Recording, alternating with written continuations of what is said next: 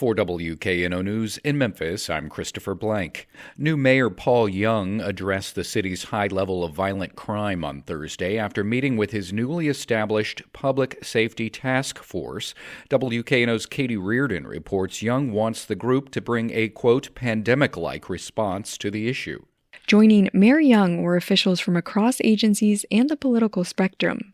They included the police chief, district attorney, a juvenile court judge, and state lawmakers who shared initiatives ranging from a focus on repeat offenders to raising penalties for stolen firearms.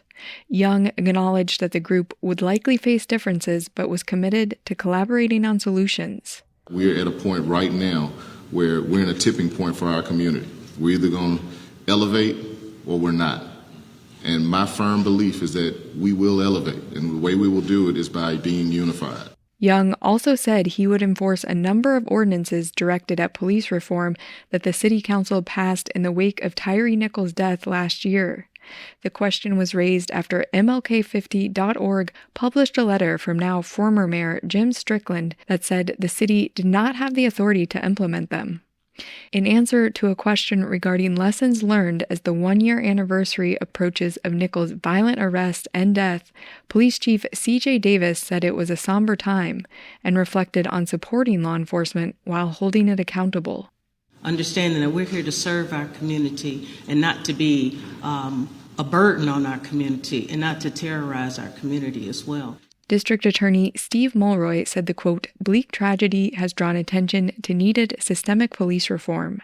Katie Reardon, WKNO News. A Chancery Court judge has ruled that the Tennessee General Assembly can conceal its records of sexual harassment investigations from the public. The ruling came after a Nashville resident sued the Office of Legislative Administration over a public records request into a complaint against former State Representative Scotty Campbell, who sexually harassed an intern.